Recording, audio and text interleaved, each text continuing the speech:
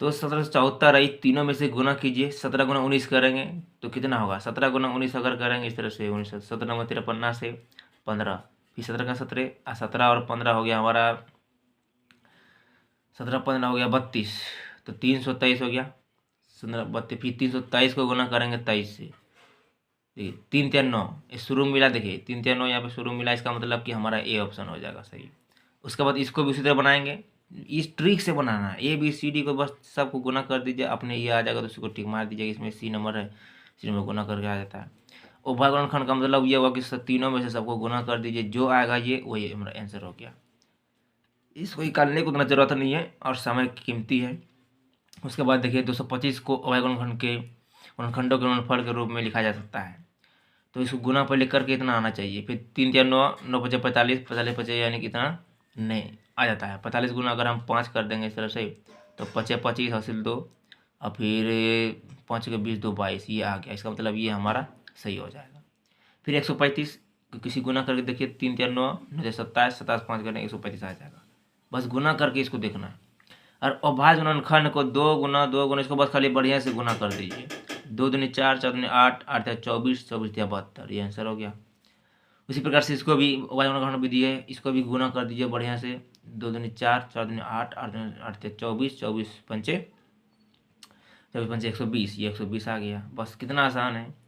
अभाज्य गुणनखंड है, फिर से इसको गुना कर दीजिए। 2 दूनी 4, 4 दूनी 8, 8 दूनी 16, 16 दूनी 32 और 32 तिया 96, ये हो गया।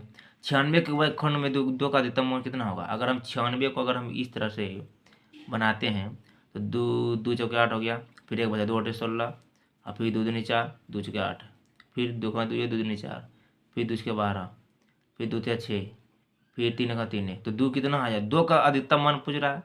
सब जब भी परीक्षा में 96 लिखा रहेगा वह खंड में, और 2 का अधिकतम मान पूछेगा, बस इसको देखना है कै मरतब आया। 1 2 3 4 5, तो ये 5 आंसर हो गया। अब देखिए ये 120 है, इसको कैसे बनाना है? तो सबसे पहले 120 को आप इसी तरह से गुणनखंड कर दीजिए। 2, फिर 60 खिलाएंगे, फिर 30 खिलाएंगे, और फिर 2 खिलाएंगे 15, फिर 3 से 5 मरतब में, और फिर 5 का 5 है, तो 2 1 2 3 बार गिन लीजिए। इसको लीजिए यहाँ पर 2 को पावर 3 गुना, अकेला 5 3 और 5 बचा है, तो 3 गुना 5 इस तरह लिख दीजिए, और इसको इस पट्टी वाले को इस पट्टी लिख दीजिए। तो 2x गुना 3 1, फिर 5 1। अब क्या होगा? सबका नीचे नीचे का सबका काट दीजिए, सबका। ऊपर में x बचा है, ऊपर में 3 बचा है, तो x बराबर हमारा 3 आंसर हो गया। बस कितना आसान है।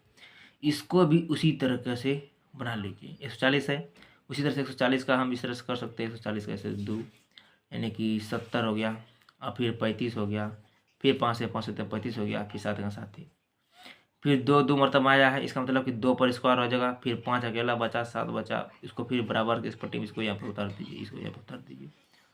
2x गुना 5 गुना 1 7 गुना 1, तो 2 पर स्क्वायर 2, इसको सबको काट देंगे इस तरह से करके, तो 2 इधर बचा, इधर 1 बचा, इसका मतलब 2 हो गया।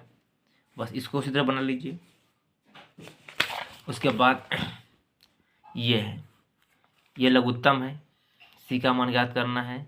यहाँ पर देखिए सबसे ऊपर में सी, ऊपर में यहाँ पर 2 है, इसका 2 है। उसके बाद फिर यहाँ पर 2x है, तो नीचे में ABCD कर दी। उसके बाद फिर लॉ से ज्ञात करने के लिए क्या करना पड़ेगा? ABC को तीनों गुना करके x का मान ज्ञात करके, उसके बाद तब यानी कि इसको भाग दे दीजिए, इसका निकल जाएगा। 5 और 0 का HCF है, तो B नंबर इसका 5 होगा। क्यों? अगर 5 पहले आया 0 बाद में आया तो इसका मतलब 5 आंसर हो जाता है। फिर 96 और 404 का HCF, तो सबसे पहले क्या कीजिए, 96 का अलग ही निकाल दीजिए और 404 का अलग ही निकाल दीजिए। फिर 2 से 2 चौके 8, 2 8 16, फिर 2 से 2 दूनी 4, फिर 2 के 8, फिर 2 से 2 का 2, फिर 2 से 2 के 12, फिर 2 से 3, फिर 3 से, फिर 404 का 2, 2 दूनी 4, फिर 2, फिर 2 से 2 का 2 0, फिर 101 से कटा दिए एक के बार में, तो 2 को 2 मिला, इधर इधर भी 2 को 2 मिला। बस उसको 2 बार जो मिला है ना, बस 2 गुना 2 इस तरह से कर दीजिए, 2 दूनी 4, हमारा 4 आंसर हो गया। बस कितना आसान है। उसके बाद फिर तो 18 एवं 12 का ऐसे उस तरह निकाल दीजिएगा।